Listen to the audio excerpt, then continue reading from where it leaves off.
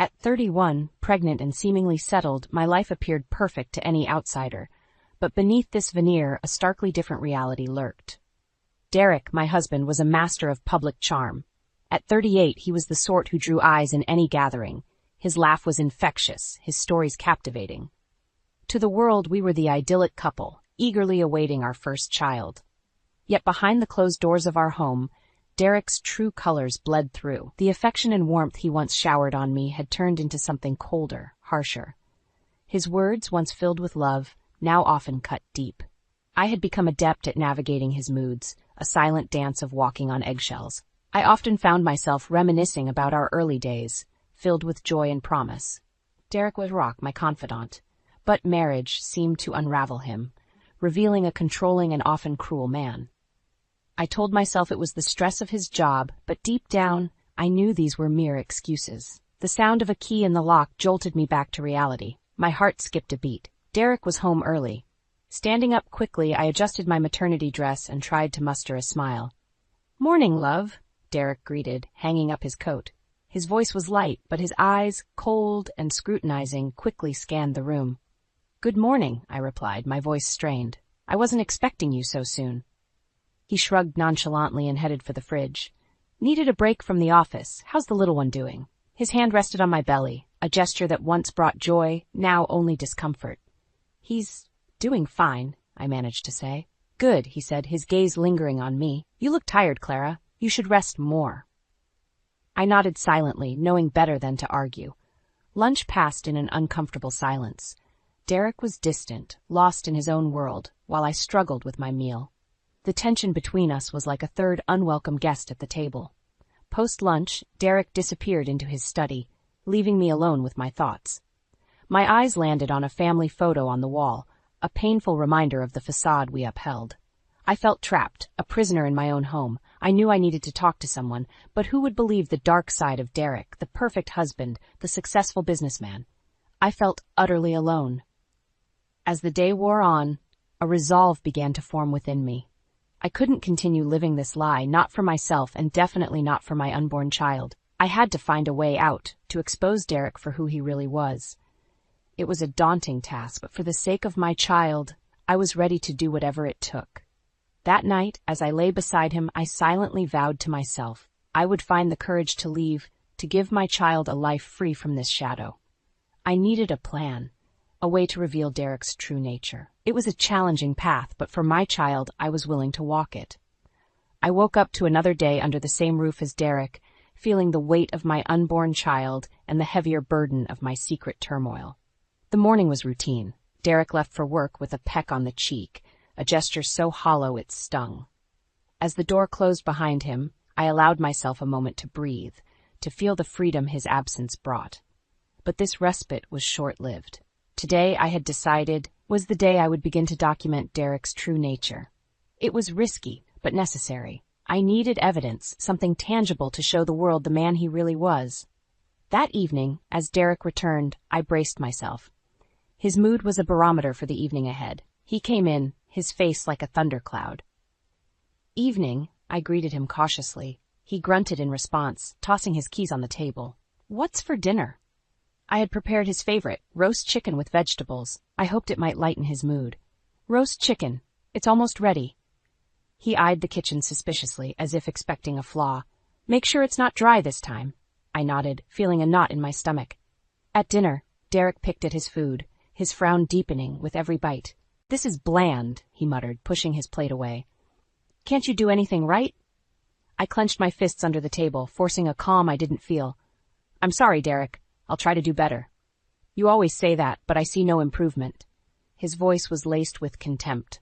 I wanted to scream, to tell him how his words crushed me, but I held back. Instead, I quietly cleared the table, feeling his eyes bore into me. Later that night, in the privacy of my room, I took out my phone and began to write everything down. Every harsh word, every dismissive gesture. It felt like opening a floodgate, the words pouring out of me. This diary would be my weapon, a testament to the truth. The next few days were a blur of tension and silent suffering. Derek's moods swung wildly, and I tiptoed around him, capturing every incident in my phone. His disdainful comments, his careless disregard for my well-being. I recorded it all. One evening, as we sat watching TV, Derek suddenly turned to me. "Why are you so quiet these days? You used to be more lively." I met his gaze, my heart pounding. "Just tired, I guess," he scoffed. "You're always tired. What do you even do all day?"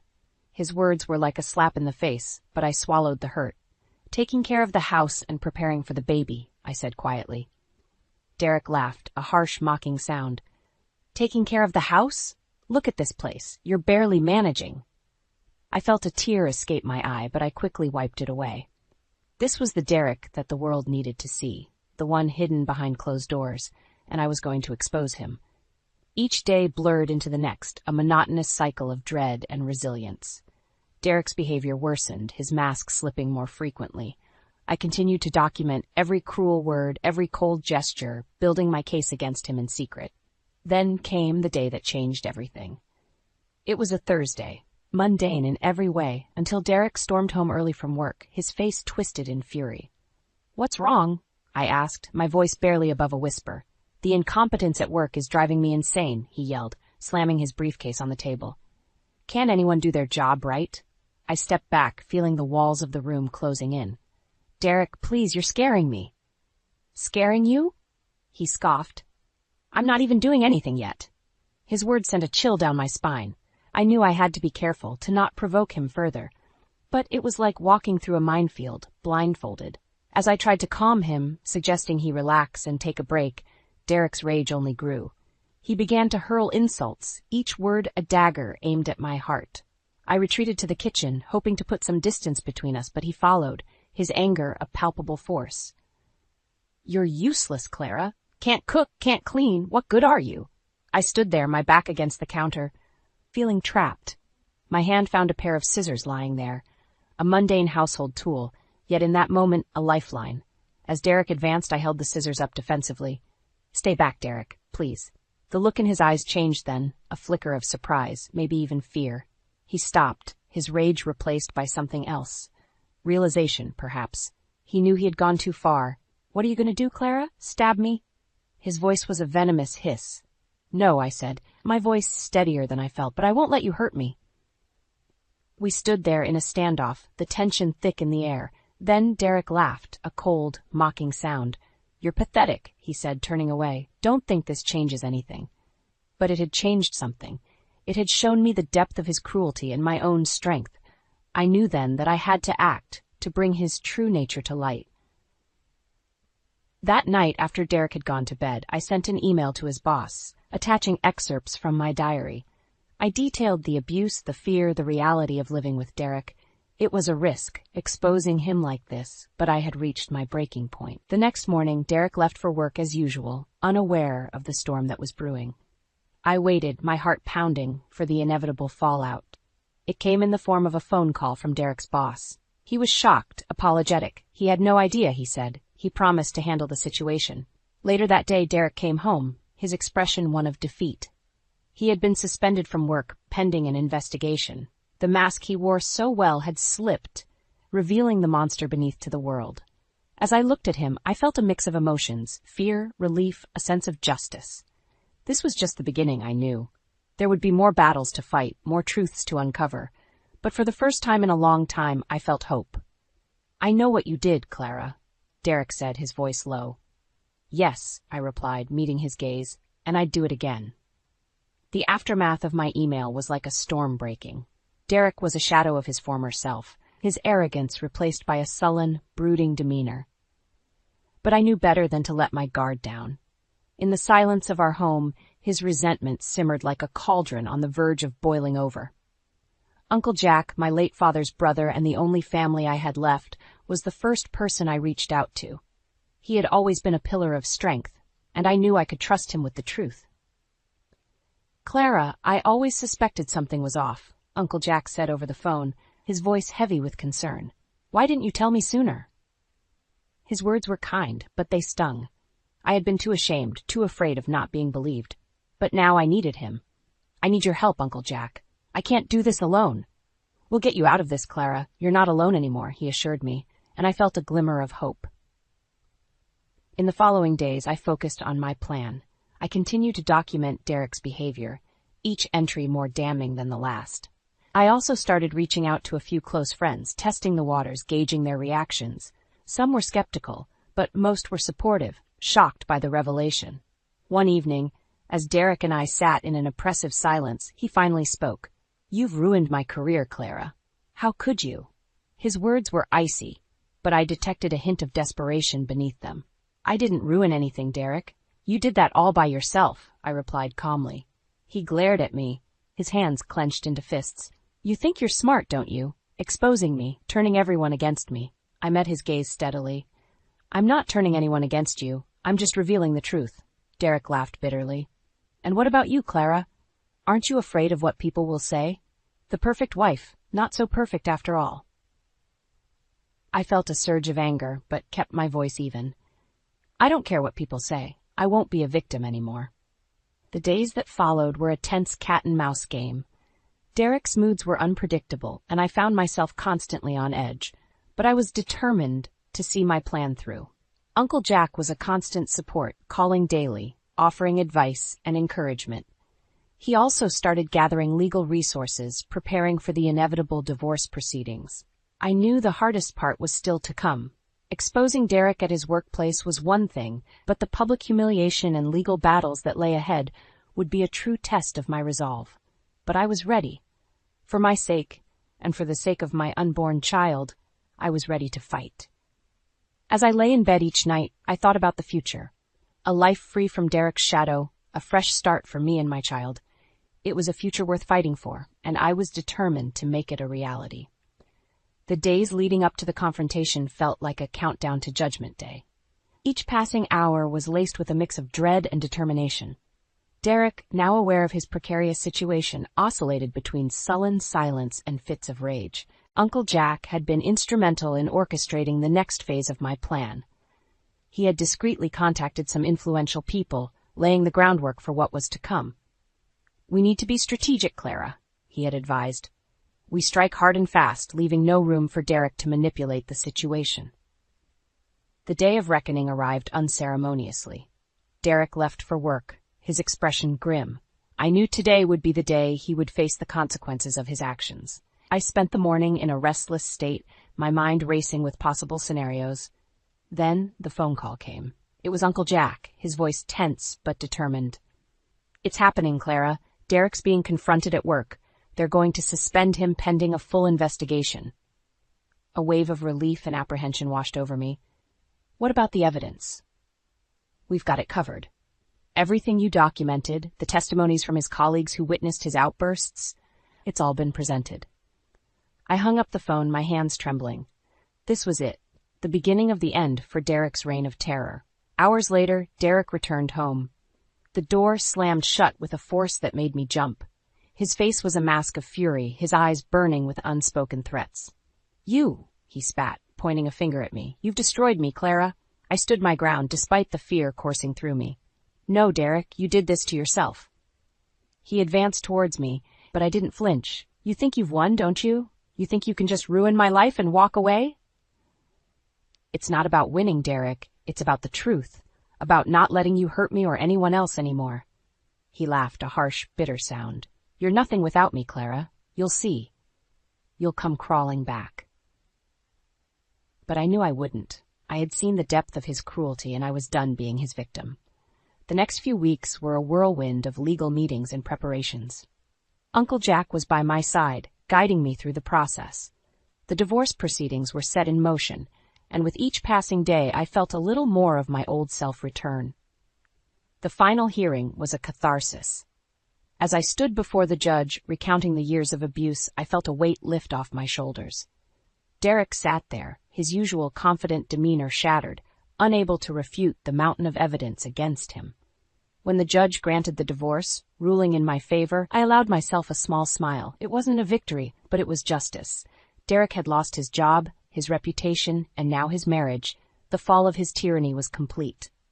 As I walked out of the courtroom, a free woman, I knew the road ahead would be challenging, but for the first time in a long time, I felt hopeful. I had stood up to Derek, exposed him for who he truly was, and I had survived. I was ready to start anew, to build a better life for myself and my child, a life free from fear, free from Derek. The seeds of retribution had been sown, and they had borne fruit. The courtroom doors closed behind me, sealing away a chapter of my life that had been marked by fear and subjugation. As I stepped into the sunlight, I felt its warmth as a symbol of the new beginning that lay ahead.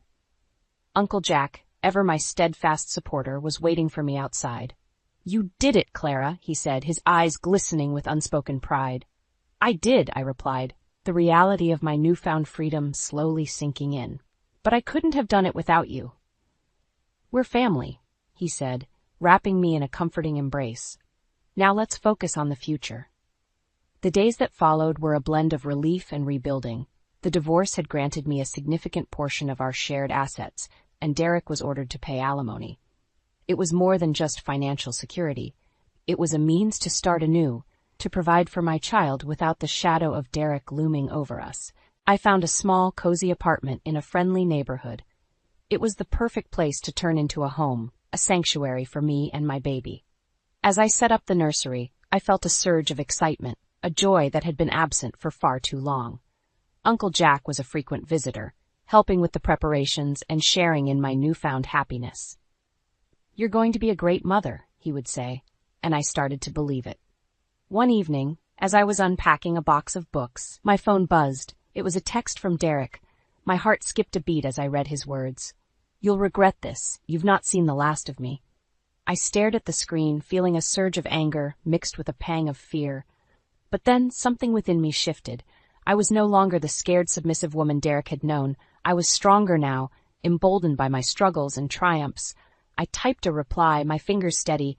"You no longer have any power over me, Derek. It's over." Sending the message felt like shedding the last remnant of my old life. Derek had lost his grip on me, and I knew that any threats he made were the last gasps of a defeated man. The next few months passed in a blur of anticipation and preparation. The community around me was supportive, and I made new friends, fellow mothers who shared in my excitement and offered their wisdom. Then the day arrived. The birth of my child, a beautiful baby girl, was the culmination of all my hopes and dreams. Holding her in my arms, I felt an overwhelming sense of love and protection. As I looked into her eyes, I made a silent promise. I would give her the life she deserved, full of love, happiness, and freedom. A life so starkly different from the one I had endured. In the end, the dawn of liberation was not just about freeing myself from Derek. It was about breaking the cycle, about building a future where my daughter could thrive, unburdened by the shadows of the past. And in that future, I saw not just survival, but the promise of joy and the endless possibilities that lay ahead. Life with my daughter, Lily, brought a sense of fulfillment I had never known. Each day with her was a gift, a reminder of the new path I had forged for us. She was my little beacon of hope, her laughter and bright eyes a constant source of joy. Uncle Jack was a regular presence in our lives, doting on Lily as if she were his own granddaughter. "She's going to grow up strong, just like her mother," he would say with a twinkle in his eye. As for Derek, he became a distant memory, a dark chapter in my life that had been firmly closed. The last I heard, he had moved away, his reputation tarnished beyond repair. The community that once admired him now knew the truth, and he had lost the respect he so dearly valued. Sometimes, in the quiet moments, I would reflect on my journey. The pain and suffering I had endured at Derek's hands had been a crucible, forging me into a stronger, more resilient woman. I had faced my fears, stood up to my oppressor, and come out victorious. But my story was more than just a tale of survival. It was a testament to the power of hope and the strength of the human spirit. It was a message to anyone suffering in silence, afraid and alone, that change was possible, that they too could break free and reclaim their lives. One evening, as I put Lily to bed, I looked down at her peaceful face and felt an overwhelming sense of gratitude. I had fought for this, for her right to grow up in a world free of fear and full of love. As I left her room, the soft glow of the nightlight casting a gentle aura around her, I paused at the doorway. The future was unwritten, a canvas waiting to be painted with the colors of our lives. There would be challenges, no doubt, but I was ready to face them head-on. With Lily by my side and the support of Uncle Jack and my new friends, I felt unstoppable. The scars of the past would always be a part of me, but they no longer defined me. I was Clara, a survivor, a mother, a woman reborn. As I sat down in the living room, a sense of peace settled over me. The struggles I had faced had led me to this moment, to a life filled with promise and possibility. Tomorrow was a new day, and it was ours to embrace. And in that promise of tomorrow I found not just an end, but a beautiful beginning.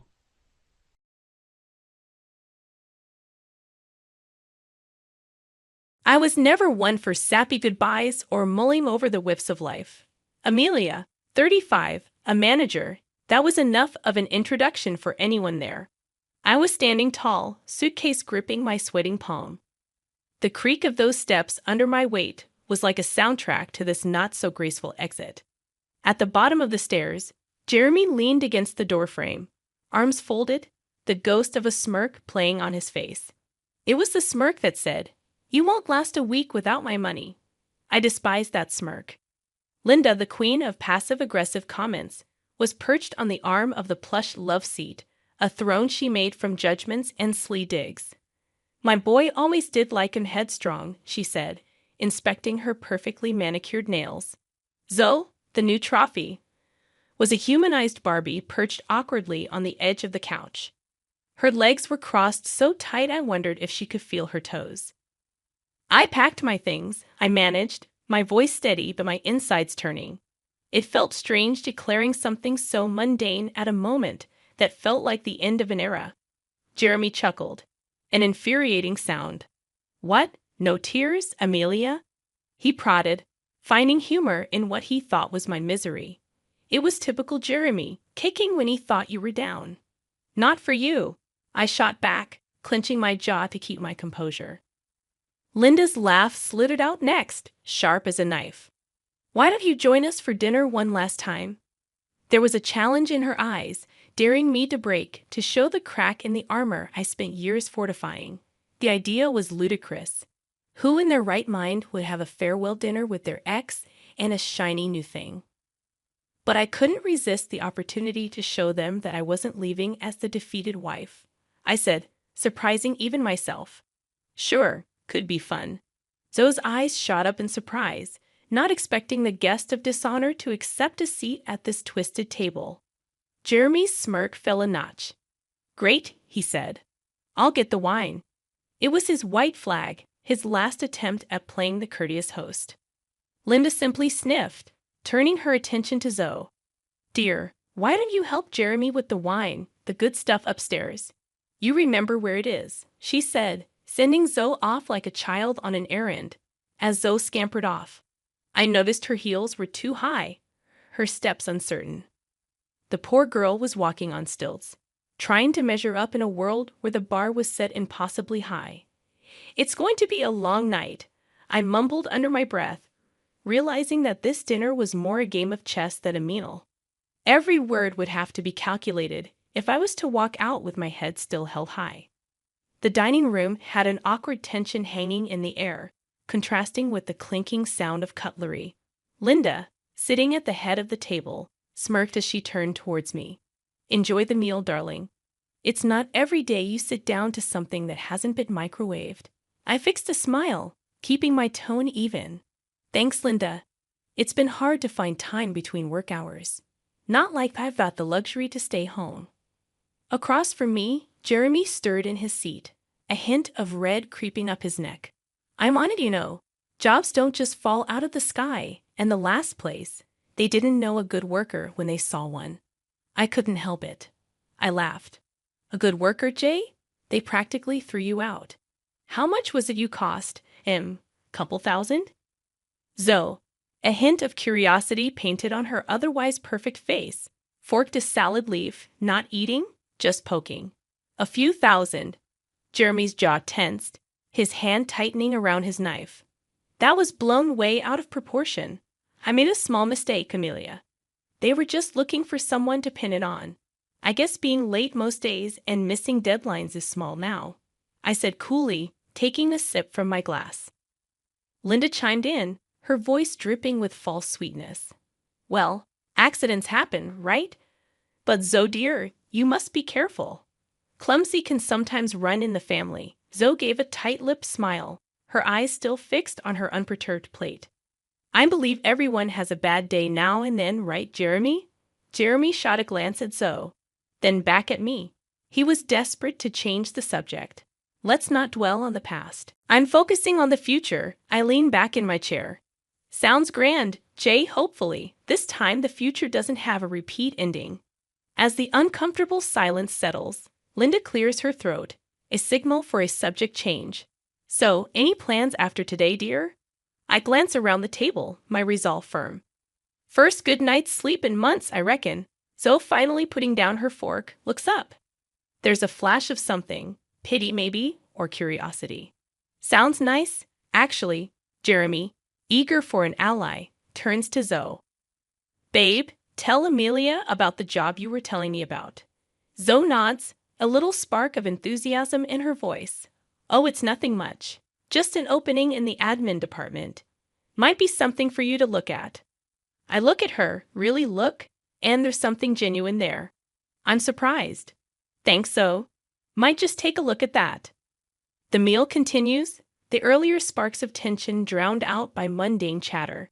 The clinking of cutlery against the plates fills the room as Linda keeps eyeing me like a hawk, waiting to swoop down with another snarky comment. So tell me, she says, leaning back in her chair with a smirk. Still living out of that tiny apartment? I push the salad around my plate, barely suppressing a smile. Actually, Linda, I'll be moving soon. Got a little place closer to work now. It's mine. Jeremy chokes on his drink, coughing into his napkin, while his mom's eyebrows shoot up. You a house? Where'd you get that sort of cash? He sputters. Well, if you'd asked me anything about my life in the past year, I say, cutting into my steak, you'd know about the money Grandma left me. All 700 of it.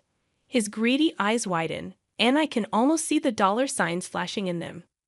Wait, that's half mine. Jeremy blurts, his fork clattering onto the plate.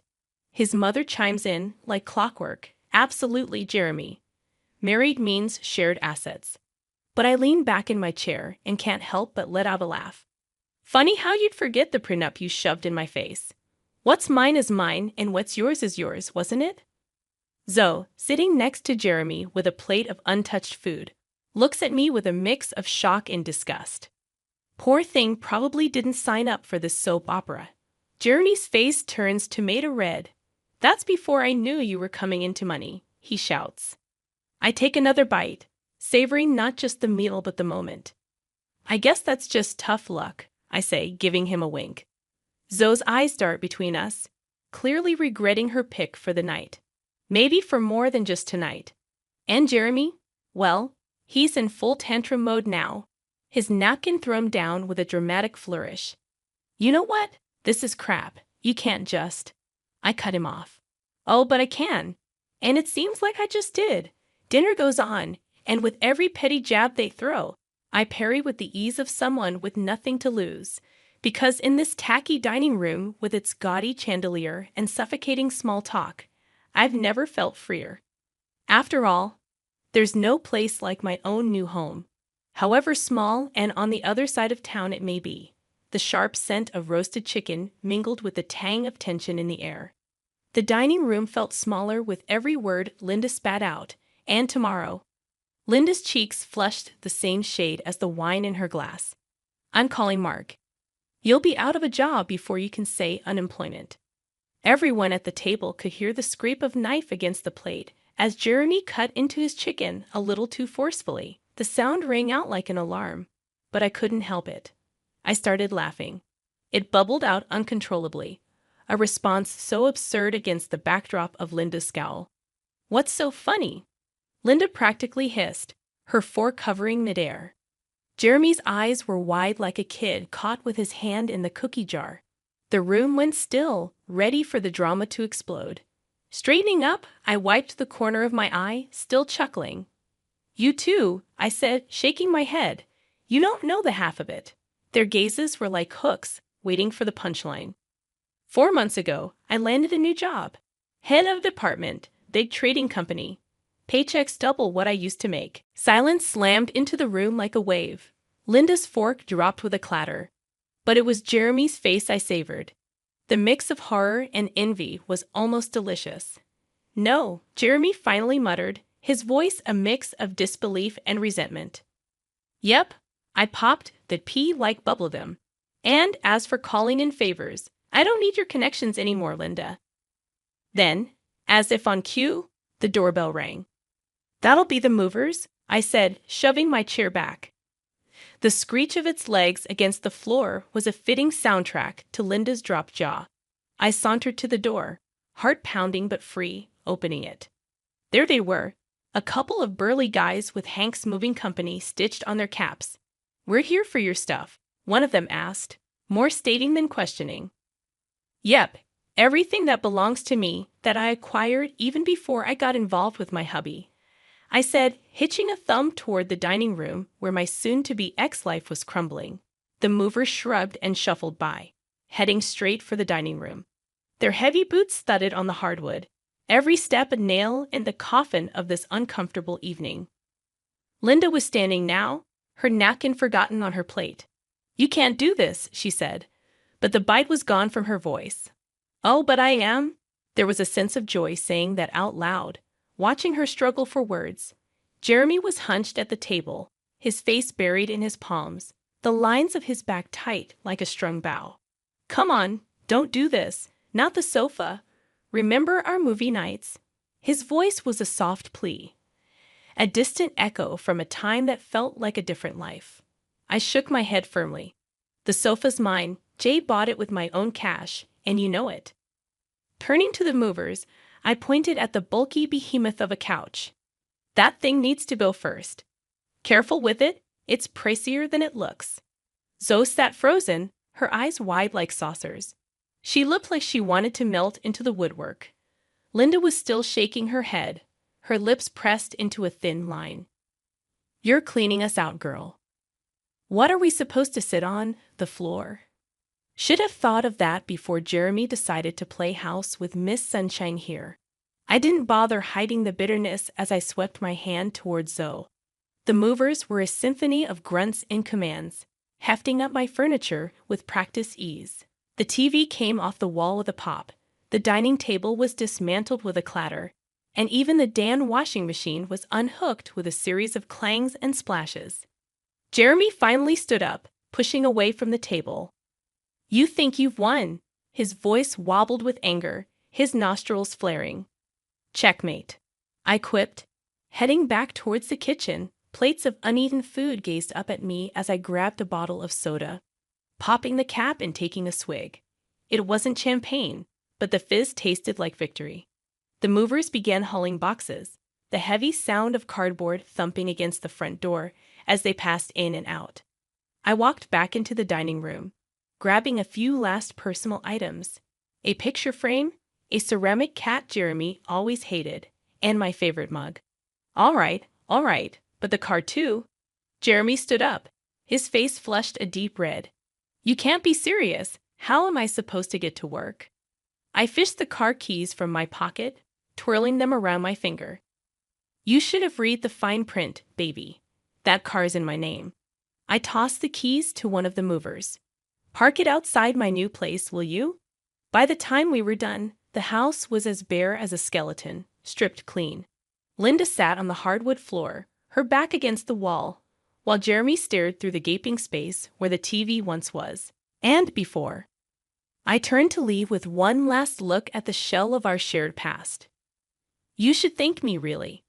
It's not every day you get a fresh start, free from all the old junk. Linda was fuming, her hands clenched into fists that kept opening and closing. "You're nothing without this family," she spat out, every word a poison dart. Funny thing was, I felt lighter than I had in years. I looked at her, at Jeremy, at the life I was leaving behind. Jeremy watched me, eyes reading his chest heaving like he was running out of air. Greed, anger, regret. They were written all over him. And I knew, even as I turned my back on that chapter, I would never forget that look. Escaping the clamor of Jeremy's house, I breathed deep. The cool air was a slap to my skin, a wake-up call. I was free, but Jeremy wasn't going to let go without a fight. You think you've won, huh? Jeremy's voice came from behind the door. You'll regret this, mark my words. You'll end up just an old hat with a bunch of cats. I could hear the anger boiling in his veins, but I didn't care. Done was done, and I was out of there. I was nearly at my car when the front door burst open again. There was Jeremy, red-faced and pompous. You know I got so now. She's half your age and twice as hot. His barb was meant to wound, but it missed its mark because right then Zoe herself appeared, flinging Jeremy's arm off her like it was a filthy rag. Keep dreaming, Jay, she snapped. She didn't even glance my way as she stomped down the steps, fury in her heels. She was done playing the pretty little girlfriend prop. Jeremy stumbled after her like a man who'd just been kicked in the gut. Zoe, babe, don't be like that, come on. But Zoe spun around, and the look she shot him would have curdled milk. Like what, Jeremy? Like someone who just saw the light? You're a jerk, and your mama. She's a dictator in a floral apron. I ain't marrying into this circus. The color drained from Jeremy's face quicker than a leak in a balloon. He spluttered, no comebacks, no charm. This is it, Jeremy. We are done. Zoe's words were like nails in a coffin, precise and final. Jeremy's mother, Linda, had appeared in the doorway too, her face twisted like she'd swallowed something nasty. Zoe, you can't leave my boy. We have plans for you, she hissed, probably thinking of wedding bells and grandkids, but Zoe wasn't having a bar of it. I said I'm done. Go find another puppet for your little show. She stormed off, her heels clicking like a ticking time bomb. There I was, leaning against my car, trying real hard not to let the grin split my face. Watching Jeremy and Linda shrink in the rearview mirror felt better than I'd imagined. Hey, and don't think you've gotten away with this, Jeremy was shouting, but his words were like rain against my car window, persistent but insignificant. I rolled down the window a sliver, just enough to let my voice carry. Actually, I think I just did. I gave him a look, one that said I knew I'd won, then rolled the window back up before he could spew another word. I hit the gas and didn't look back. In my rear view, Jeremy's figure got smaller, his rage drowned out by the growl of the engine. Ahead of me, the street stretched out, the night just beginning to shimmer with possibilities. Looking at the empty seat next to me, I'd be lying if I said I didn't feel a twinge of something like triumph, sweet and raw. No regrets, no looking back, I mused. Tonight, the getaway was all the dinner I needed. When my phone buzzed that morning, the last name I expected to flash on the screen was Zoe. Yeah, that's her, the doll whose sharp tongue and don't-care attitude had sent Jeremy and his mother, Linda, home with their tails between their legs. My lips curled into a smug grin as I swiped at the screen. Hey, Zoe, her voice chirped through. Hey, it's me. Just thought I'd ring you up, to say thanks. For what? I leaned back on my kitchen counter, a little confused but curious. For yesterday. You were freaking badass, opening my eyes about Jeremy and Linda. I laughed. It was a cold laugh, no joy in it. Trust me, I didn't do anything. You saw them for what they are, all on your own. Yeah, well, I just wanted to say I appreciate it, so thank you, she insisted. I could hear the genuine tone in her voice. No problem. Just watch your back, okay? We said our goodbyes and hung up the phone. It felt heavy in my hand as I tapped it against my chin, pondering the weirdness of it all. I had just been thanked by the woman who was fooling around with my ex-husband for helping her dodge a bullet. Life sure was strange. I mulled over my conversation with Zoe while I threw together a sandwich. The heel of the bread, some old cheese, and that last sorry slice of ham. I wasn't in the mood for anything fancy. I slumped down at my tiny kitchen table, taking a bite out of the uneven sandwich. I chewed slowly, the bread dry and sticking to the roof of my mouth. That could have been me, stuck in that cycle with Jeremy and Linda. But it wasn't. I had broken free. Later that day, I sat down with a pen and a notepad. I was old school like that. A thank you note. Never thought I'd write one of those to my ex's side chick. But here we were. I scribbled quickly, not fussing over the words, just letting them spill out raw. And I told Zoe she was welcome, that she was better off now, even if it didn't seem like it yet. I told her to keep her head high and to never let some two-timing jerk and his manipulative mom tell her who she was. And I signed it simply, with no flares or niceties. The note was brief, to the point. It was enough. I sealed it in an old envelope I found in a drawer, grabbed my keys, and headed out. I dropped the letter in the mailbox. No need for face-to-face. The words said it all. Walking back to my apartment, I kicked at a stray pebble. Life had given me lemons, and I didn't make lemonade. I threw those lemons back hard, and now I was helping others do the same. I had made peace with my past, with Jeremy, and surprisingly, I had made peace with Zoe too. The world kept turning, bizarre as it was, but at least for today, it was turning in my favor. The lawyer had one of them smirks when he handed me the last paper.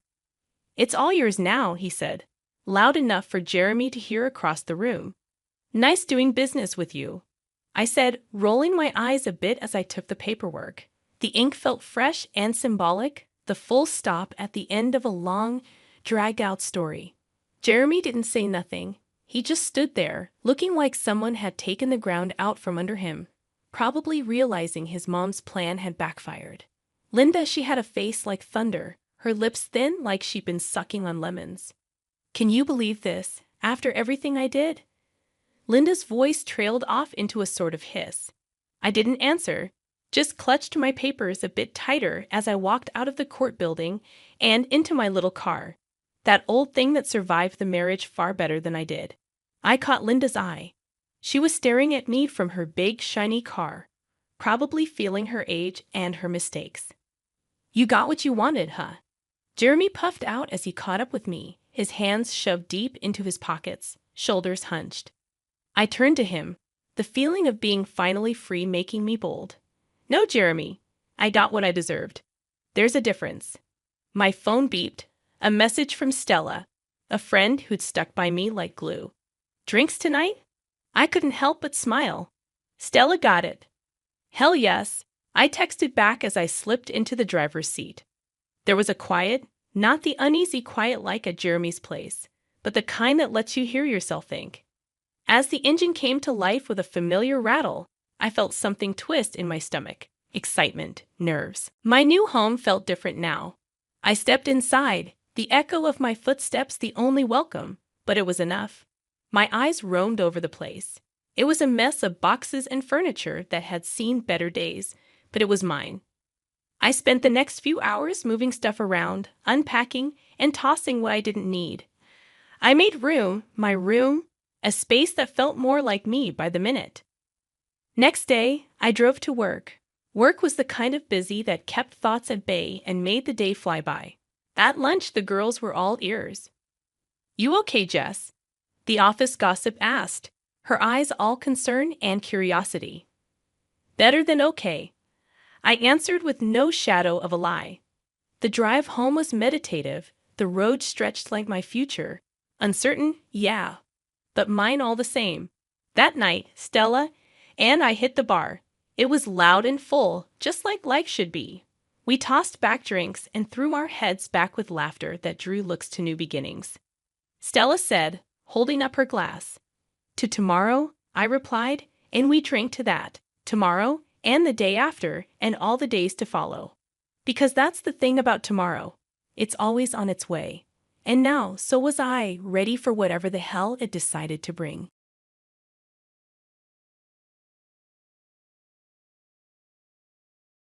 After not seeing him for a month, John just thrust a divorce lawyer's business card at me without even asking, "Are you okay?" Or, "How are you feeling about divorcing a wife who doesn't work?" "Pay me $1,000 a month as alimony, sounds good." "Take care." John chuckled as he said this, standing beside him. Emily was wrapping her arm around his, wearing a similar smug expression. "Fine, let's divorce then," I said. It so casually that John seemed a bit surprised, but he quickly shared a smile with Emily.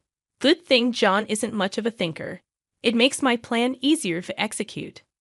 After the divorce papers got approved, I decided to start my revenge plan on both of them. I will make them cry. It's a celebration of my recovery. My name is Sarah Wolf. I'm a 47-year-old illustrator. I also work as a children's book author. I just love drawing. I have two childhood friends, John and Emily. They're important friends to me, and John is also my husband. It all started when John asked me out as I was heading to a different college after high school. I was surprised. I thought he was into Emily, but I couldn't say no to a confession from John, whom I had secretly liked. After some thought and consultation with Emily, I accepted John's proposal. Emily's behavior had been a bit problematic since teens, but she was still a dear friend to both John and me. However, Emily had a tendency to snatch other people's boyfriends and then dump them once they became obsessed with her, causing problems time and again. Her parents were concerned, so John and I often spent time with her to watch over her. John and I got married when we were 25. 4 years later, Emily brought her fiancé into our lives. His name was George, a professional working for a top-tier company. Nice to meet you, Sarah and John. I've heard so much about you. Looking forward to our future together. George was very polite, and we all got along immediately. We would get together during holidays and vacations, taking trips or going on long train rides to enjoy some drinks. However, things started falling apart after Emily got pregnant 2 years into her marriage. John's attitude started to change. He quit smoking because Emily said she couldn't stand the smell, and even offered to drive her to doctor's appointments using his vacation days. I warned him, George might get upset if you're always with Emily. But John argued back, you have work, don't you? She's our childhood friend, and she's reaching out for help. You're heartless, I said. I've been buying things and helping where I can, but going with her to the obstetrician is crossing the line. When I said that, John frowned, and then he glared at me. Why? Because Emily wants it, right? She says she's anxious about the checkup. I can't just let her go alone if she's anxious. All the more reason for George to go with her, right? If you go with her every time, it's almost like you're the father of the baby in her belly. John, jealous. You're not going to get pregnant anyway, so what's the problem? He didn't take my concerns seriously and instead started to snap, saying I was being annoying. We hardly ever had a fight during our marriage, but things changed when Emily got pregnant. Our arguments increased, and that didn't change even after Emily gave birth. In fact, John started spending even more time with Emily and their child, Emma. But when Emma was 6, an incident occurred. It had to do with the attendees of Emma's graduation ceremonies. The day before the graduation, John suddenly started rummaging through the closet. John, what are you doing? You have a meeting tomorrow. John's workplace had a casual dress code, but there was a rule to wear a suit during client meetings, so he always kept a few suits ready. But they were all thrown on the bed. Now just trying to decide what to wear for the graduation ceremony. What? You're seriously thinking of attending the graduation? Yeah, George can't make it, Emily asked me. Wait, that's absurd. No matter how you look at it, I inadvertently raised my voice in denial.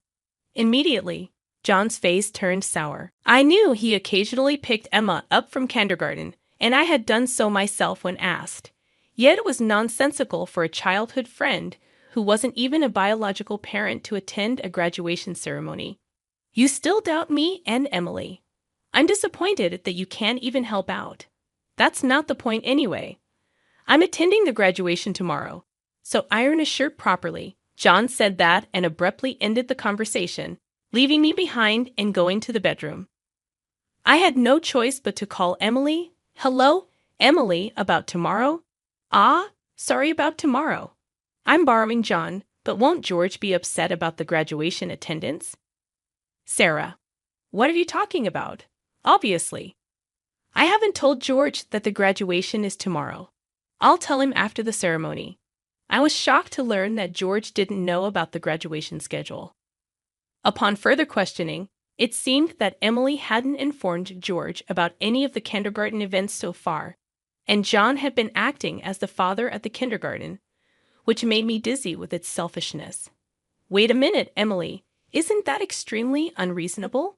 It's disrespectful to George, And just because he's a childhood friend. Hey, what's wrong, Sarah? You're scary. Well, see you tomorrow. Wait, Emily. I was trembling with anger at Emily, who unilaterally hung up the phone. Still, in the end, I ironed a shirt, prepared a tie, and the next morning saw John off to Emma's graduation ceremony. Since then, Emily and John started going out more frequently, from once a month to once a week, and then to 3 times a week. Eventually, even George seemed to have some suspicions. And one day, while John and Emily were out, he visited our house alone. I'm sorry for visiting you late at night. There's something that's been bothering me. Is it about the 2 of them? Yes, I would like you to take a look at this. George showed me the GPS history he had installed in Emily's car. It showed that she had been staying at a hotel 3 times a week. All of those days she was out with John. And just by looking at George's face, I understood what that meant. What do you want to do, George? I want to take revenge on those 2. Me too. I can't forgive them for betraying us after all this time. We started planning our revenge on them secretly. First, I started by increasing my income. Because I had been saving by doing housework and taking care of Emma, my income had drastically decreased. George switched to working from home, and when Emily and John would go out, he would bring Emma to my house, and we would take care of her together. Neither Emily nor John realized that we knew about their relationship, and we were able to gather solid evidence. Once we had collected enough evidence and were ready to take our revenge, we discovered a shocking truth about Emma. George and I struggled with the decision, but we both agreed that we didn't want to hurt young Emma, so we decided to wait until she was an adult to take our revenge. However, even though we decided to endure for 10 years, I was struck with a serious illness. I needed long-term hospitalization, and even at best, I wouldn't be discharged for at least 2 years. Although I could work from the hospital room, it was certain that I would have to reduce my workload. After informing George about the situation, I consulted John. However, John's reaction was no different from when we were making small talk. Then, I'll visit you once in a while. I felt that John no longer had any affection for me, as he didn't even ask about my condition or the name of the disease. In reality, John only visited once a month or once every 2 months. And after Emma's 15th birthday, she started acting strangely. Although she used to visit me almost every day right after I was hospitalized, she became distant after her 15th birthday. However, neither George nor I could figure out why, and we were puzzled. Even when we asked Emma, she just said, "Don't worry about it." However, we ended up learning the reason from John, who rarely showed up. Hey, it's been a while. Yeah, it has. John, who had completely transformed into a flashy appearance, walked in without even knocking. After not seeing him for a month, John just thrust a divorce lawyer's business card at me without even asking, "Are you okay?" Or, "How are you feeling about divorcing a wife who doesn't work?" "Pay me $1,000 a month as alimony, that's the deal. So take care," John said, grinning from ear to ear beside him. Emily wrapped her arms around John's with a similar expression on her face. "Fine, let's divorce then." I casually agreed, which seemed to surprise John for a moment. But he quickly exchanged smiles with Emily. It was good that John wasn't the type to think too deeply. That's why my plan worked so well. After receiving a notification that the divorce was finalized from John, I decided to start my revenge plan against the 2 of them. I will make them cry as a celebration of my recovery. I promptly started to take action. First, I contacted George to transfer hospitals. Then, I informed my lawyer that they would be mediating between the 2 parties from now on. George also began to act at the same time. He moved near my new hospital with Emma, and he started to visit me frequently. Emma still had a gloomy expression, but I was happy that she came to see me every day. Most of my belongings were already in the hospital room, so I told Jeanne to dispose of the rest. I didn't want to bring anything that the 2 of them might have touched into my new life. Once the hospital transfer and George and Emma's move settled down, I received a call from John. I had only left my seat for a few minutes, but my smartphone already showed 30 missed calls. I answered the phone feeling exasperated. Hey, what the hell is going on? I could hear the voice of a troubled real estate agent behind John's panicked voice. I also heard Emily yelling, which made me feel sick. What do you mean? What's going on? It's obviously about the house. Why do we have to move out? John shouted at me as if it wasn't his fault at all. I replied to him coolly, obviously because that's my house, huh? Cheyenne seemed to have completely forgotten. But the truth was the house we lived in was a room I rented as a workspace when I started to make a living as a freelancer. At that time, I didn't have enough income to maintain 2 houses, and John didn't have enough income to live alone, so he ended up moving into my place. Therefore, Jan had never paid the rent or utility bills for that room. Although I received some money from him for living expenses, it wasn't enough to maintain the place. Unfortunately, that room was already canceled. It was far from the hospital I transferred to, so I had processed the cancellation the day after submitting the divorce papers. I didn't inform him because the real estate agent who knew the situation said they would contact him. George and Emma suddenly disappeared and our house was sold. What are we going to do about our new house? I don't know. Maybe stay in a business hotel for now. As I turned on the speaker and started working, John yelled in frustration, "Don't screw with me." However, he seemed to remember something and started speaking in a more soothing tone. Well, whatever. When will you transfer the money? We're running low on cash. What are you talking about, huh? Don't mess around. I told you to pay $1,000, didn't I? Oh, I don't recall agreeing to that. My nonchalant response was met with incoherent screaming from John on the other end of the phone. Apparently, he thought he could get money from me and had been squandering it. Even if he had $1,000 left, how did he plan to get by for the rest of the month? Hey, don't just stay silent, say something. There's really nothing to talk about. My retort left John momentarily dumbfounded, but he soon started yelling again, growing increasingly annoyed. I addressed John in as cheerful a tone as I could muster. Anyway, we're basically strangers now, so please don't contact me anymore. You'll hear from my lawyer. Huh? Lawyer? Hey, wait a minute. I hung up without listening to John's response. He tried calling back several times, but I ignored it, and eventually the call stopped.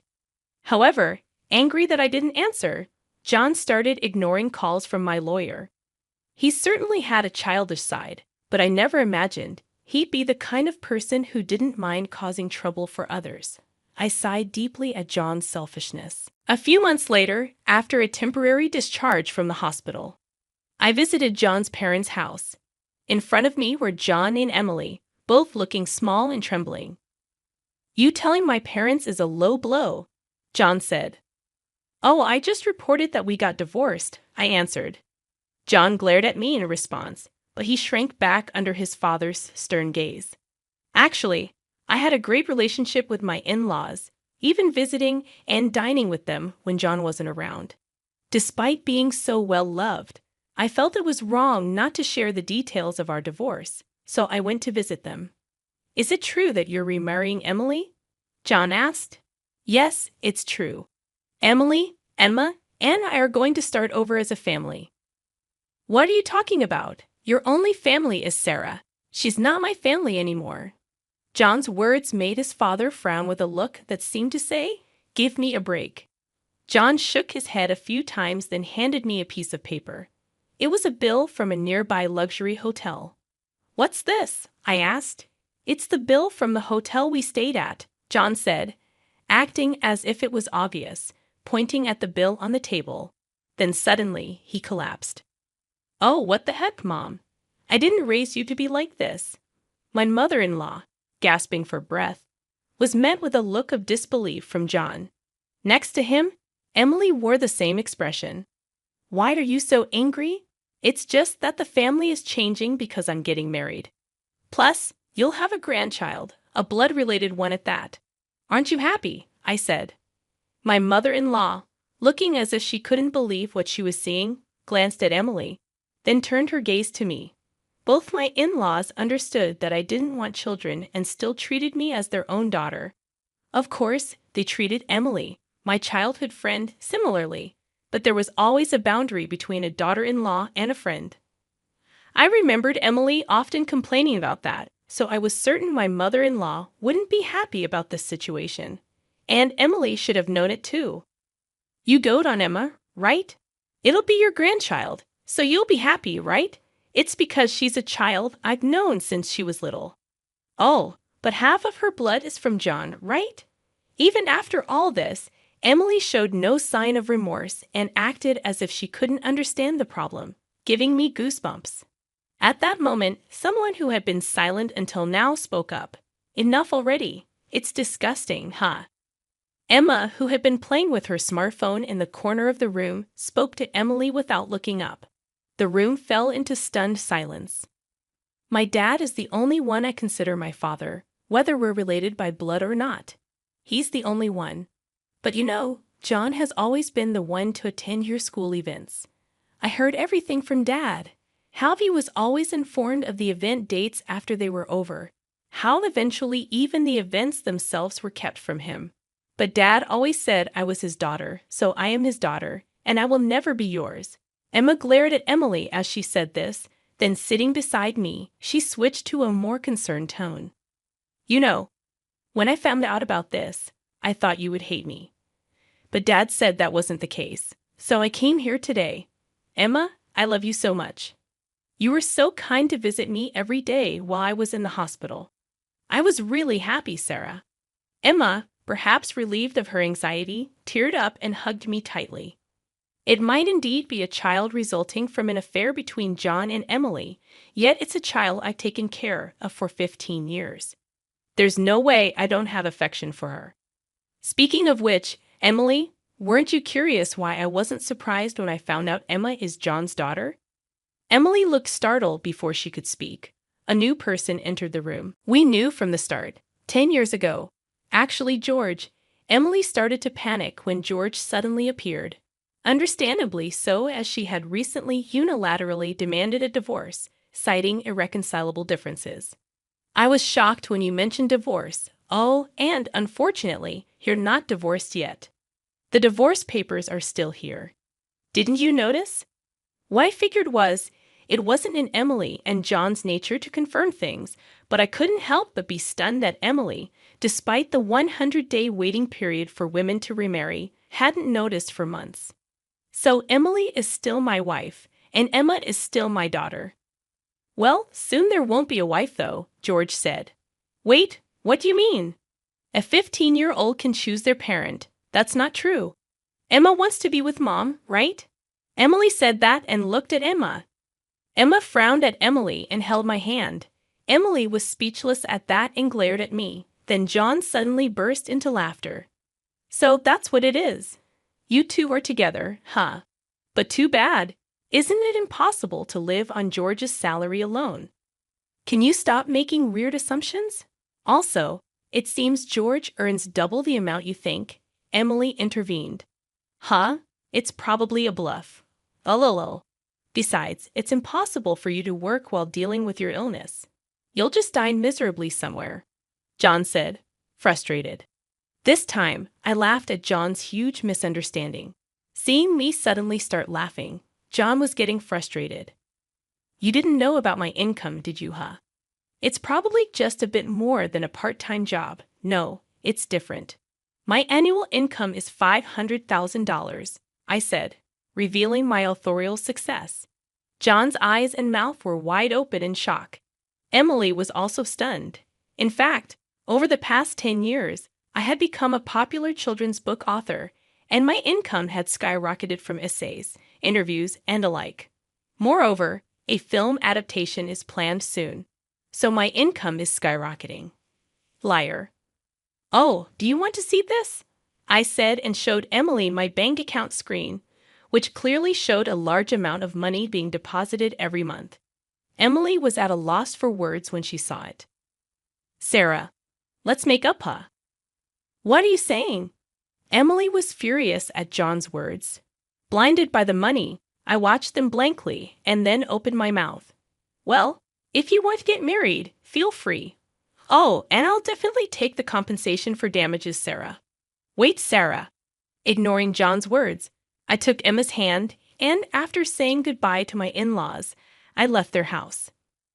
John originally worked at my father-in-law's company, but it was revealed that he was lying about going out for sales, and he was fired. My father-in-law planned to forcibly put him on a friend's fishing boat and work him to the bone. Working on a fishing boat was tough for indoor-loving John, and he contacted me several times, but each time I notified my father-in-law, and eventually the calls stopped.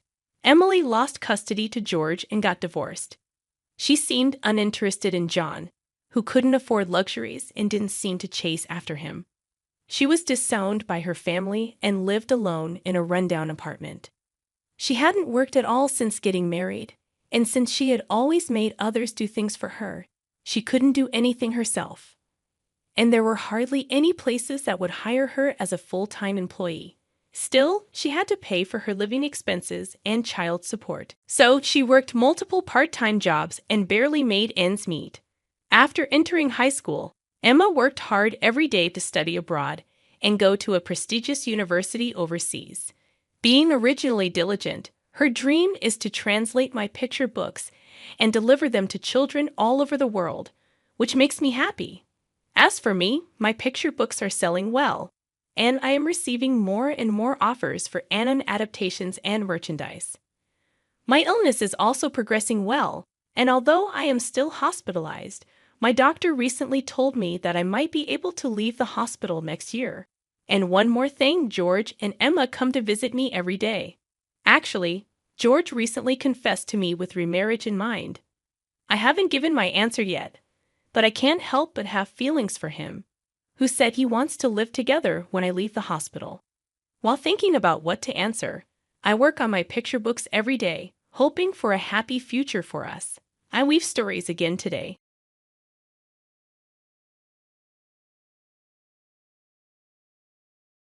I checked my phone and noticed I had 13 missed calls, all from my mother-in-law, Martha. Not again. While thinking about this, my phone vibrated once more. I answered, "Hello." Martha sounded angry. "Excuse me? Wasn't the allowance for this month supposed to be $3,000? It's overdue." "Excuse me, I told you to send the allowance. This month's payment hasn't been deposited yet." Martha ranted, ignoring my situation and only thinking about what she wanted. I was fed up with her. Even in this situation, she doesn't think about what she says and does, right? I have no choice but to go for my last option. I gathered my thoughts and told my phone, "Your son has passed away, so I can't send an allowance anymore. I'm Jennifer Smith, 32 years old, a busy woman working at a major financial firm and a housewife.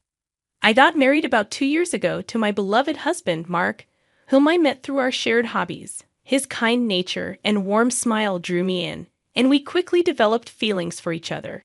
After a year of dating, we got engaged, both convinced that we were the best for each other. We lived together without major quarrels and decided to marry. Everything was smooth until a problem arose. Martha, my mother-in-law. My father-in-law passed away a few years ago, leaving Martha as Mark's only family. The trouble began when I first visited her before our wedding. "Nice to meet you, Martha," I said. Martha clearly showed displeasure. "So you're Mark's fiancée?" "Yes, I'm Jennifer Miller." "You're a rather plain girl. I wonder what Mark sees in you, huh?" I couldn't tell if she was joking or serious. Having such words from my loved one's mother shocked me. Observing my distress, Mark scolded Martha. "Hey, Mom, what's with the sudden harsh words? How can you say such things about the person I chose?" "No, Mark, I'm just trying to pick a suitable woman for you." "Pick? I'm the one who chose her. You have no right to interfere." "Don't say it in such a cold way. I'm just telling the truth because I care about you." An argument unfolded between mother and son right before my eyes, making the air heavy. As it was my first meeting with Martha, I wasn't in a position to intervene. Despite the lingering awkwardness, we eventually conveyed our intent to marry. As we were leaving, Martha called out to Mark, sounding somewhat disgruntled. Mark, can I have a word? You're going to keep that promise after you get married, right? What promise? You know, about the allowance? Ah, that. Yes, I'll be sure to take care of that. Can we not discuss it here, please? Well, I was just asking. The tension between my husband and his mother persisted, and discomfort hung thick in the air. In the car on the way home, I questioned Mark about the conversation he had with his mom as we were leaving. Hey, Mark, about the talk you had with your mom. Yeah, I should have told you about it, Jennifer. I'd heard something about an allowance after my dad passed away. I've been sending money to my mom every month. How much? $2,000. What? $22,000? I couldn't help but raise my voice in surprise. He sighed deeply and began to explain slowly. Actually, my mom has a debt. She lost a lot of money at a casino a long time ago, and she's still paying it off. Her health isn't great these days, so she spends a lot of time at home, but she still needs money to live. But $22,000? Isn't that a bit too much? If I try to lower the amount, she keeps calling me over and over. And no matter what, a mother was still a mother. I worried about her living alone. I see Mark is really devoted to his mother, but that makes sense. Since his father passed away, Martha has been the only family he has left. Regardless of her character, she's still his beloved mother.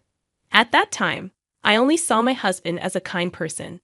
2 months after our wedding, during my lunch break one day, I got a call on my smartphone. The call was from Martha. When I answered with a hello, Martha began to speak cheerfully. Jennifer, long time no see. Can we chat for a bit? Yes. What can I do for you? Well, I was hoping you could start sending me money. Excuse me? I was so taken aback I couldn't find words to respond. However, Martha seemed excited to continue the conversation. You mentioned before that you're working for a financial company, right? That means you have a good salary, doesn't it? Well, not exactly. What? You're lying to avoid giving me money. That's not what I mean. Then what is it? But Martha, you're still receiving financial support from Mark, aren't you? To my question, Martha responded defiantly. So what? Jennifer sternly expressed her feelings. Martha, getting $2,000 monthly support is a big deal. And yet you're asking for more. Really? You think so? If you were to send me an additional $1,000, I could avoid burdening Mark. What do you mean by that? Well, I have Mark as a guarantor for my debts. If I fail to make payments, the debt collectors will go after him. Do you understand? But aren't you using part of Mark's $2,000 to pay back the debt? I'm short. I have told Mark, but I have a significant amount of debt. Martha's tone made it clear that this was a fact. Even her husband was unaware of it. With future plans of having children, our expenses were set to increase. On top of that, taking over Martha's debt wasn't an easy task. But if Martha's payments fell behind and the debt landed on Mark, the interest would likely accumulate significantly by then. If I refused to send money, it would eventually become a problem for my husband. It seemed better for Martha to clear her debt now. Reluctantly, I agreed to Martha's proposal. All right, I'll start sending you money. Really? Good God, Jennifer! I knew you would say that. The total, with Mark's contribution, will be $3,000. But this means you can pay off your debt, right? Yes, of course. I should be able to pay it all off in about a year. You promise, right? You'll make sure to pay off all your debts? I get it. So I'll be expecting it from this month onwards. Martha ended the call abruptly. The combination of physical exhaustion from work and this emotional burden only added to my stress. $1,000 a month? That's going to be rough, but it's also to prevent future problems for us. After all, if Martha can't make a living, it will upset Mark as well. That night, I promptly reported the matter to my husband. He told me I didn't have to do this, but I had already given my word to Martha, and it was a decision made for our future well-being. Mark expressed his gratitude and understanding, wearing a sorry expression throughout. Time passed, and 2 years have gone by. The financial support we initially thought would last a year is still ongoing. And even now, we're sending $3,000 every month to Martha. Moreover, about 2 months ago, Mark fell ill and hasn't been able to work. He's on sick leave, receiving disability benefits, but it's much less than his previous salary. Last month, I managed to transfer $3,000 to Martha from my savings. But if this situation continues, it will be very challenging. Shockingly, Martha has not visited her sick son even once, despite informing her about his hospitalization. She doesn't show up and only contacts me to ask, "You're still sending the money, right?" I was furious and decided to talk to Mark about it. "Mark, listen. Isn't it wrong that Martha is only concerned about money despite your condition? We need to seriously consider what to do moving forward." "Yeah, I've been thinking the same thing. I don't want to put more strain on you, Jennifer. This month, too, she's bombarding me with calls and messages asking if we've sent the money yet. Can you believe it? How could she focus solely on money when her son is unwell?" Mark expressed his frustration at his mother, his face showing signs of weariness. Then, with a sudden idea, Mark exclaimed, "I've thought of something. Something unconventional." "What is it, Mark?" I inquired. "Well, this is our last option. I've thought of something beyond my imagination." While it might be considered inappropriate, it appeared to be the only way to get Martha to comprehend. A few weeks later, Mark was discharged from the hospital. Since Martha hadn't responded to any of our messages, we didn't inform her about Mark's release. In the past 2 weeks, Martha had persistently demanded the money. While Mark and I were enjoying a cup of tea, a message popped up on my phone. Upon checking, I saw 13 missed calls from Martha again. As expected, my phone vibrated once more. It was another call from Martha. "Hello!" I responded, activating the speaker microphone so that Mark could also listen. Martha immediately started shouting, "Listen, where's the $3,000 for this month?" "Excuse me," I interjected. "That's right. The money for this month hasn't been transferred yet. Do you realize Mark is now?" I began, but Martha cut me off, saying, "I don't care if he's in the hospital or whatever. It's none of my business. You're working at a good place, right? You must have plenty of savings. Hurry up and transfer it here." Martha was yelling angrily. Eventually, she said something unbelievable. "Listen, since you married Mark, if you can't pay, you have to pay me. Understand? If you refuse, I'll make you the guarantor. Got it?" At that moment, something inside me snapped. She was openly expressing her demands without considering our situation at all. I had reached my breaking point with her. I had no choice but to resort to the last option. I firmly declared into my smartphone, "Mark has passed away. I can't send you any more money."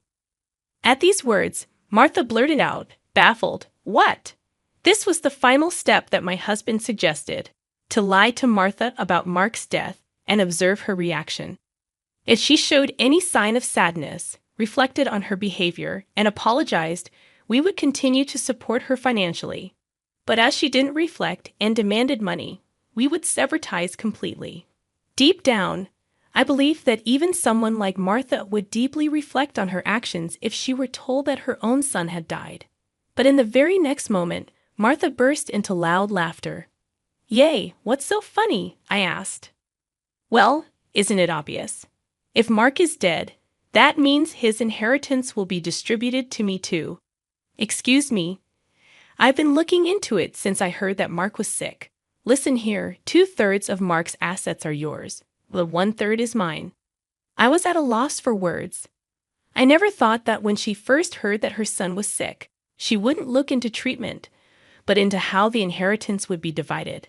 My anger surpassed. I was simply dumbfounded. My husband seemed to feel the same way, and as our eyes met, he slowly nodded. This was the signal to continue with the plan. Once again, I spoke firmly to Martha. "Martha, did you hear what I said? Mark is dead." "I heard. What about it? Aren't you sad your own son passed away before you?" "You just make sure to send me some.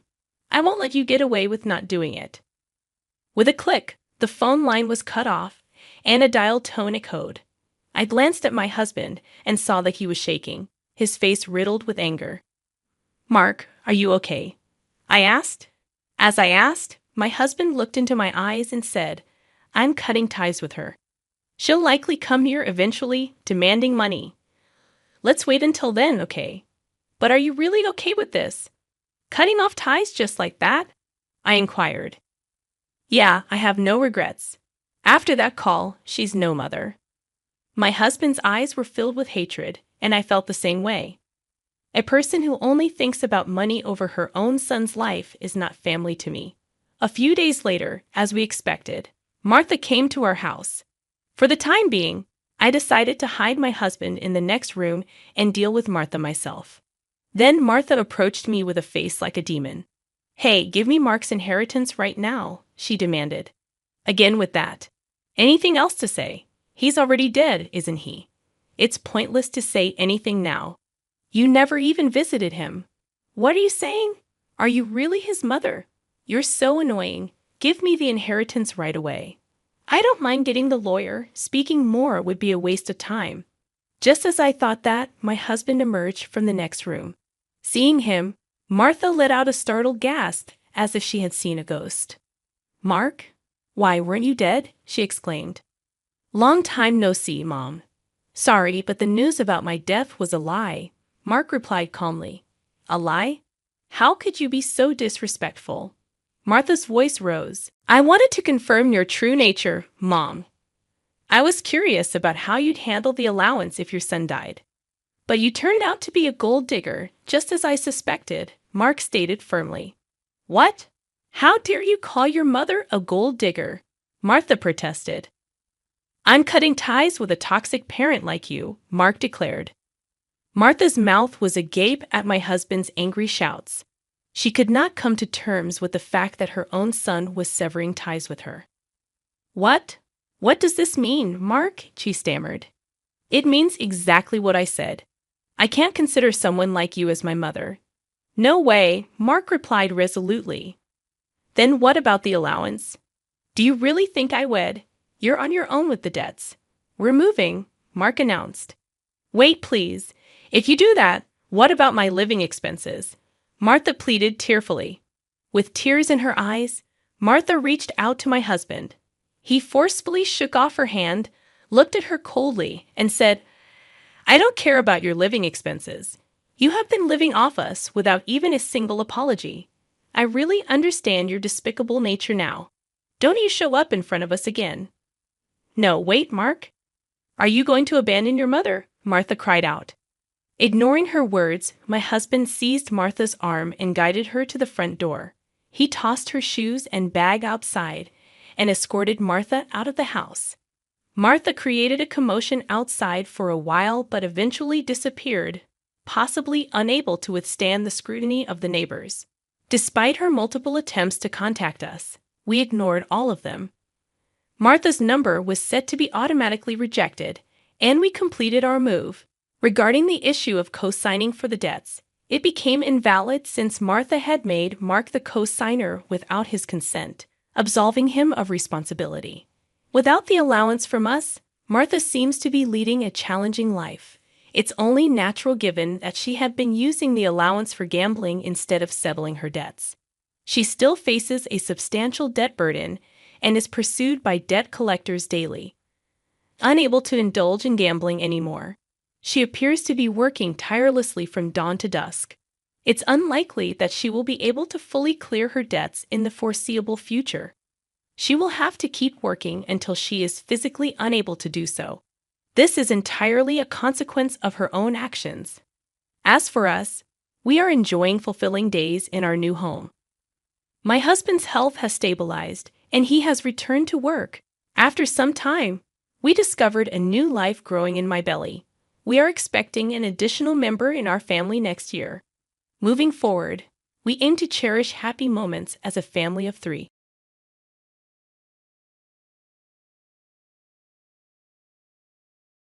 I forgot to tell you something. I'm sorry.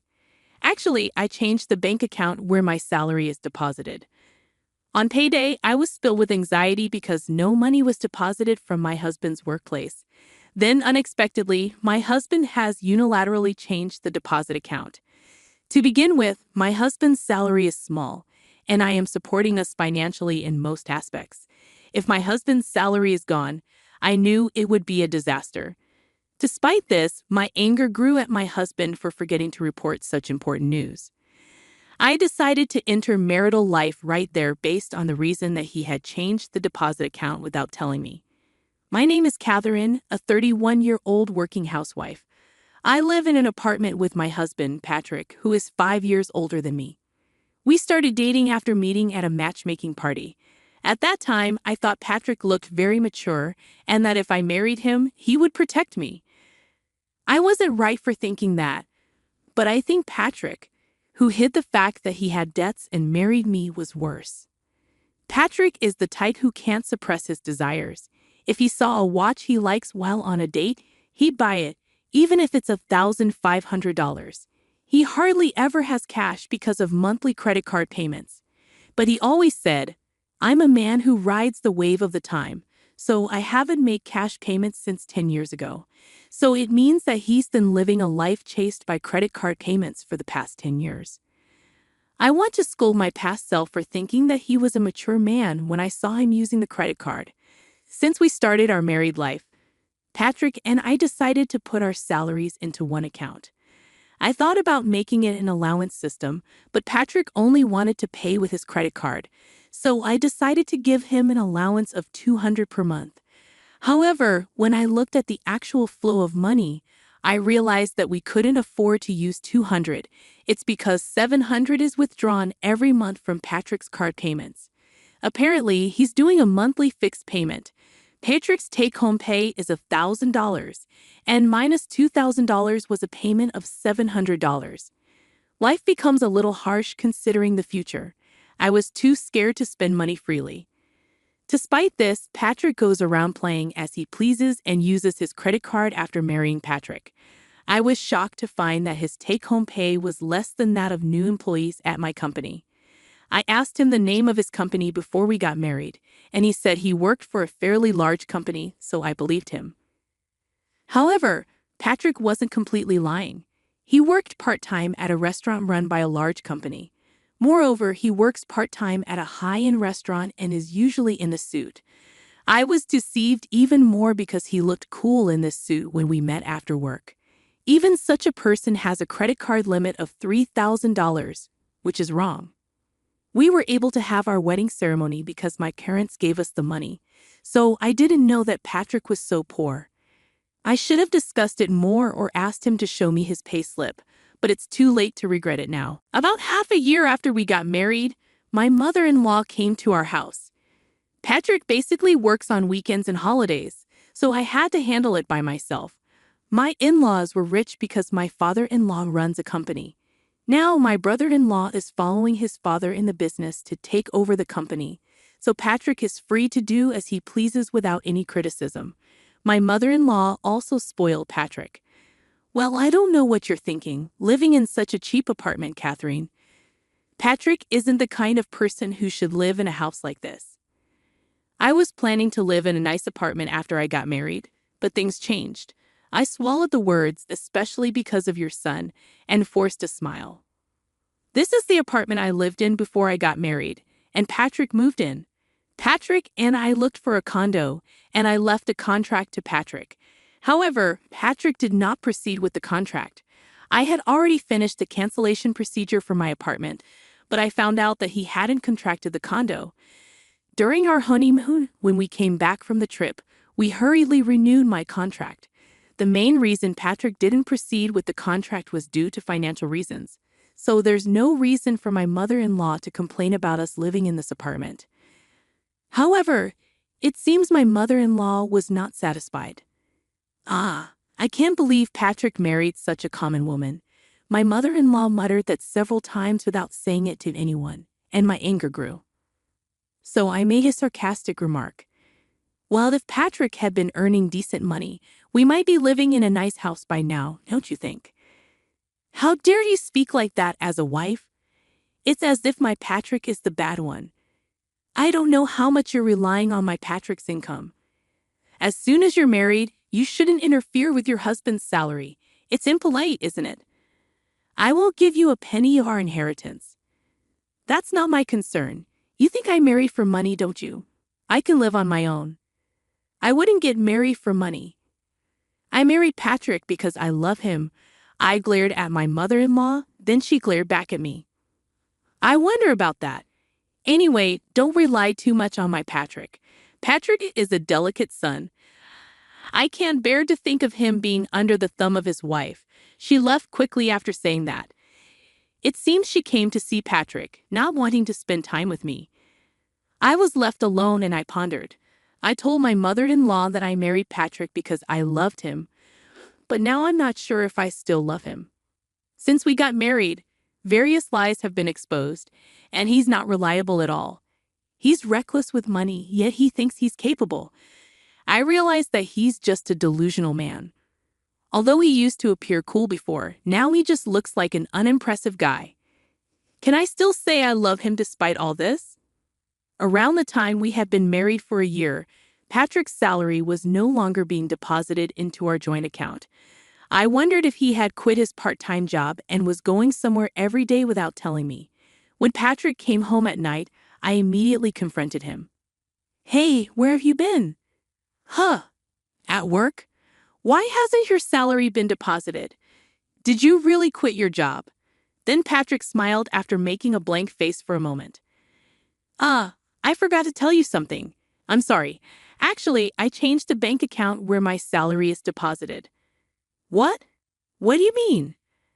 "I've decided to stop living on credit cards." "What?" "So I realized that cash is better. As long as I use a credit card, the debt doesn't decrease but rather continues to increase. Considering the interest I'm currently paying, I realized that I was wasting money. You can keep paying for the credit card. Once the payment is over, there won't be any interest." The more Patrick spoke, the more my anger grew. Is there any benefit for me in this?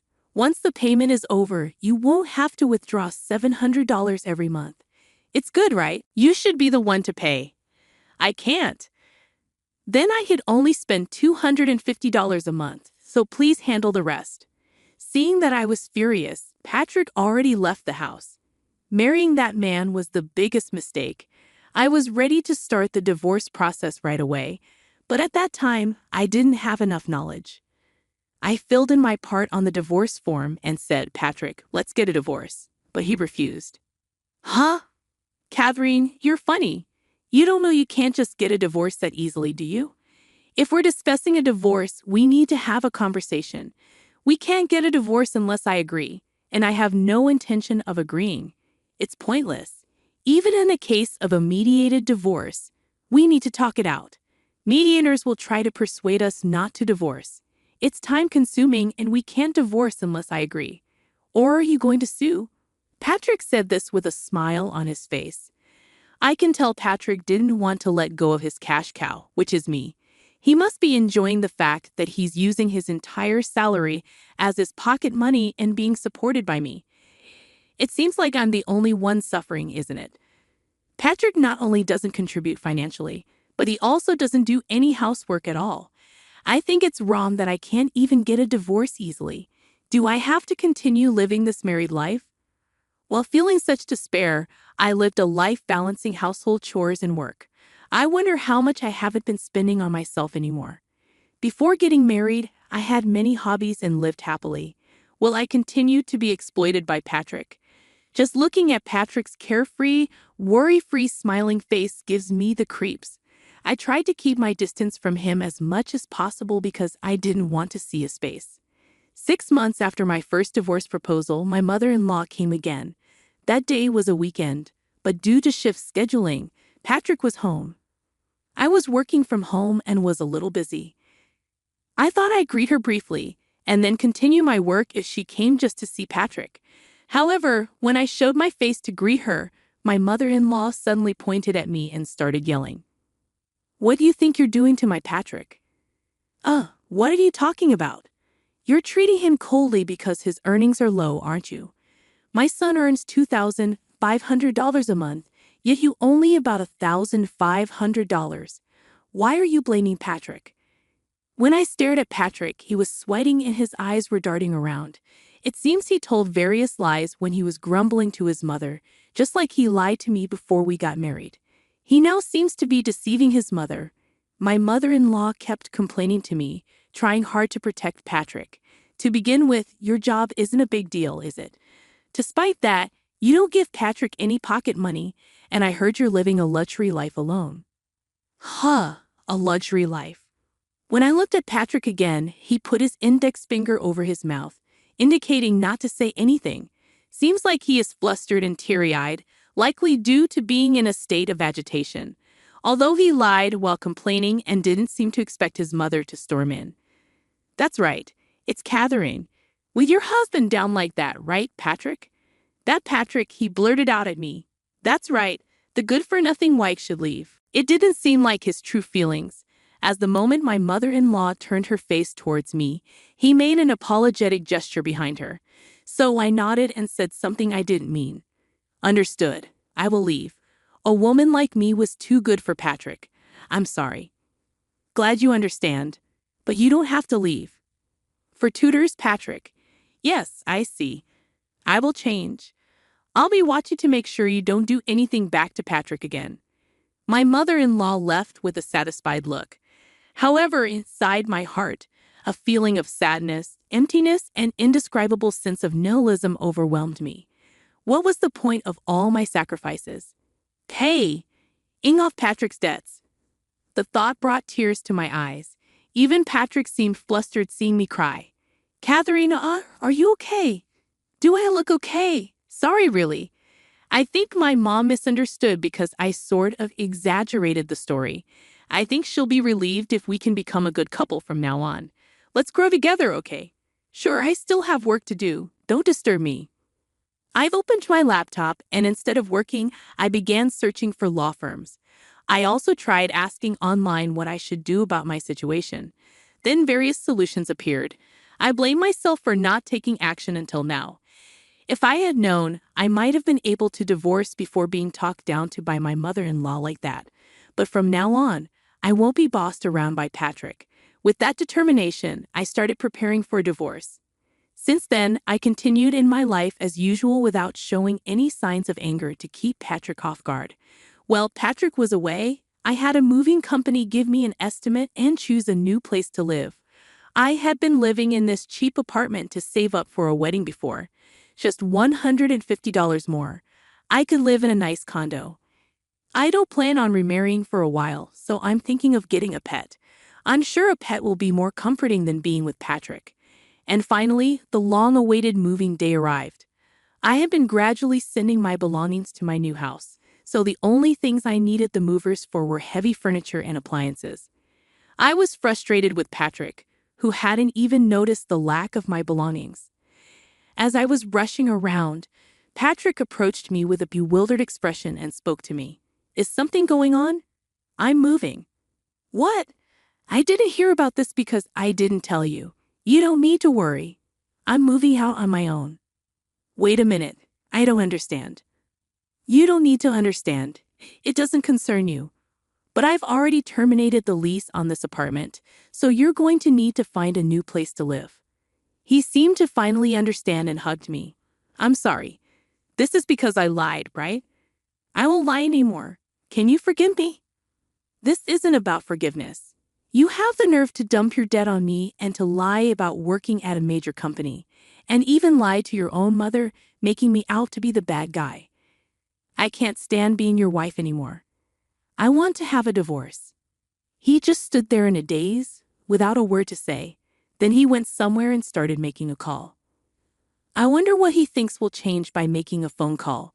Now, what could he possibly want to do? 10 minutes later, his mother arrived.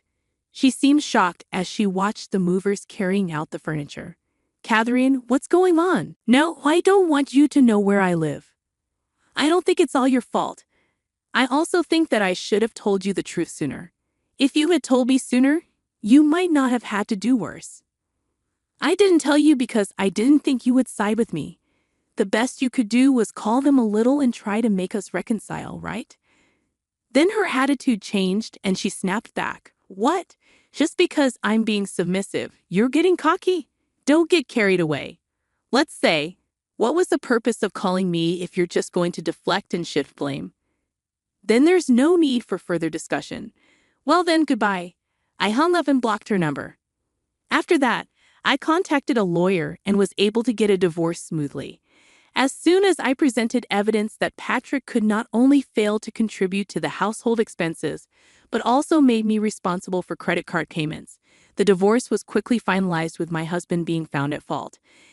In consideration of the burden I had shouldered all along, it was decided that there would be no division of assets, and I would receive everything. Patrick should have been able to receive his share of the assets. However, it seems that his father, who had never been involved before, was furious with his son. He ordered that everything be handed over to me as compensation for the trouble caused. Aside from that, my father-in-law also reimbursed me for the amount I had paid on Patrick's behalf. I never thought I'd get it back because the couple's property becomes common property even if I paid for it. I can only appreciate the kindness of my father-in-law. And it seems that my mother-in-law also faced the wrath of my father-in-law. She has always favored and spoiled Patrick. It seems she was told to live with Patrick alone, and they started living together in a rundown apartment like the one I used to live in. Finally, she seemed to understand my stress, and the next time she called me from a public phone, she apologized while crying. I won't forgive her for this, but I want her to taste the pain of living with Patrick for a while. Master Patrick, it seems that he exceeded his card limit, and his mother issued a card ban. His salary is also managed by his mother, and his allowance has been reduced to $70 per month. However, he couldn't suddenly change his lifestyle, and it seems that he borrowed money from consumer finance and fell into even deeper debt. I heard that even his mother is starting to give up on Patrick. I sympathize with the lender. Since moving to a pet-friendly condo, I welcomed a cute dog into my life. The dog listens to what I say while running around energetically when we go for a walk. And it's good exercise for me. It's as if I gained a younger brother, and my life has Beck. I don't feel like explaining everything to her now. It seems that Patrick hasn't told his mother the truth, and I don't feel the need to explain it for him. I'm moving. I'm getting a divorce from your son. So you have to hear the rest from Patrick about his current job, his annual income, his debt. Once you hear everything, I would appreciate an apology. What's going on? Even though it's all your fault, you're blaming Patrick. With some remorse shown, I was actually considering forgiving you. Wait a minute. I ignored her and saw the movers finish loading. The only things left in the room are his belongings. I grabbed my things, opened the door, and said, Patrick, you need to leave by the end of the month. And then I stepped outside.